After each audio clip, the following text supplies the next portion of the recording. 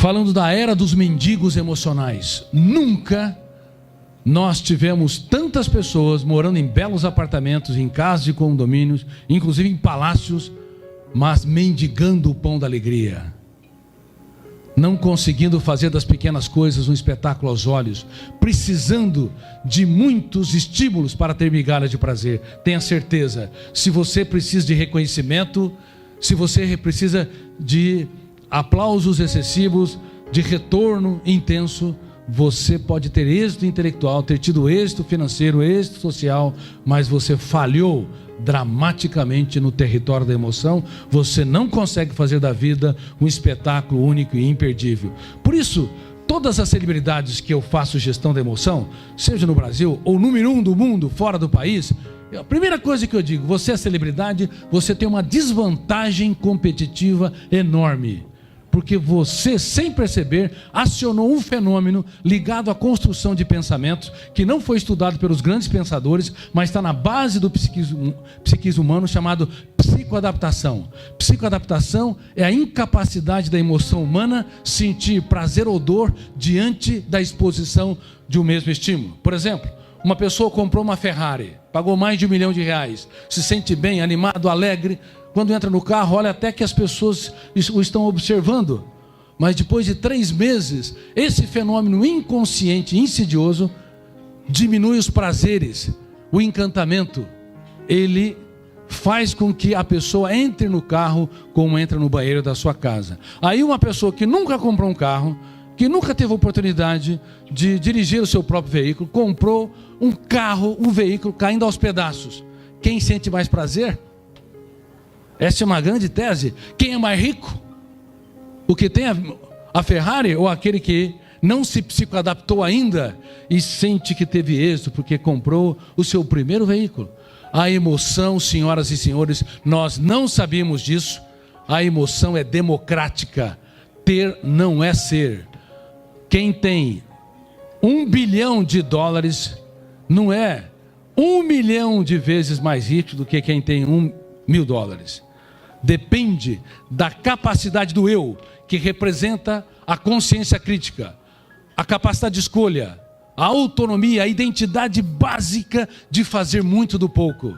Se uma pessoa fazer muito do pouco, se ele abrir os olhos para enxergar em outras perspectivas o seu filho, sua esposa, sua empresa, os seus problemas, ele abre o leque da sua mente para desenvolver respostas inteligentes nas situações estressantes. Caso contrário, ele se psicoadapta, olha o mundo de maneira míope, porque abre um mínimo de janelas da memória ou de arquivos, consequentemente não acessa milhões de dados para dar respostas inteligentes nas situações estressantes.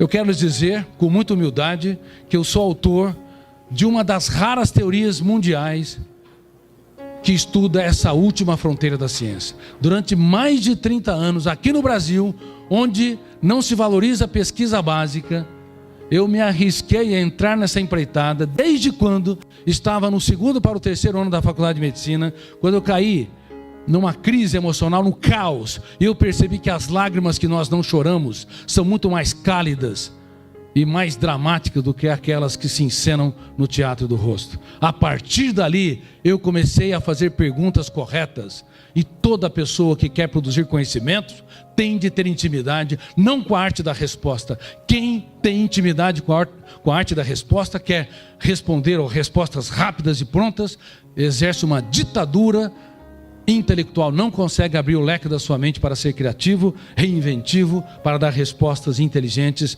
nas situações estressantes. Bom, eu comecei a perguntar: o que penso? Por que penso? Por que não gerencio os meus pensamentos? O que é o pensamento?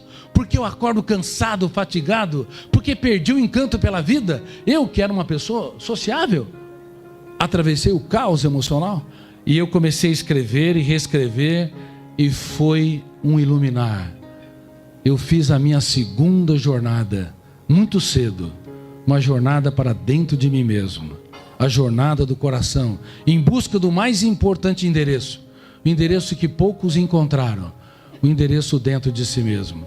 Aí comecei a escrever dezenas, centenas e depois milhares de páginas sobre o que é o pensamento.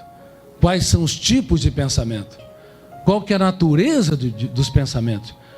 Por que nós podemos gerenciar e devemos gerenciar os pensamentos? Caso contrário, o veículo da mente humana é uma empresa que vai à bancarrota. Ninguém gosta de ir em velório. Se formos, vamos às lágrimas. Claro, algumas pessoas gostam porque elas relaxam nos velórios. Percebem as loucuras que elas estão fazendo no seu dia a dia diante de uma existência dramaticamente breve para se viver e tremendamente longa para se errar. Toda pessoa que sofre por antecipação está em débito dramático com a empresa chamada mente humana. E nós não sabíamos disso, porque Freud não estudou, Jung, Adler, Piaget, Vygotsky, Schopenhauer, Kant, Sartre. Eles não estudaram essa área. Deixe a sua mente livre, sem nenhuma gestão, que você vai acordar cansado, você vai sofrer por antecipação e você também corre o risco sério de ruminar perdas, mágoas e frustrações. Quando vocês são convidados para entrar numa casa de alguém, vocês obviamente vão contemplar aquilo que tem de melhor, os quadros de pintura, vão contemplar os móveis, se há um jardim, as flores. Alguém aqui teria coragem de entrar no banheiro e enfiar a cabeça na lata do lixo? Ou na cozinha, enfiar a cabeça na lata do lixo? Teriam coragem? Mas o Homo sapiens, que não conheceu e não estudou a última fronteira da ciência, cujo eu é um péssimo piloto da aeronave mental, ele tende a ir na casa chamada personalidade humana e chafurdar na lama do lixo mágoas, perdas, frustrações, rejeições, humilhações e assim por diante. Então eu te pergunto, por que estamos adoecendo rápido e coletivamente? Por que estamos diante da geração mais triste de todos os tempos? Porque nós não trabalhamos as habilidades mais importantes para o eu ser gestor da mente humana.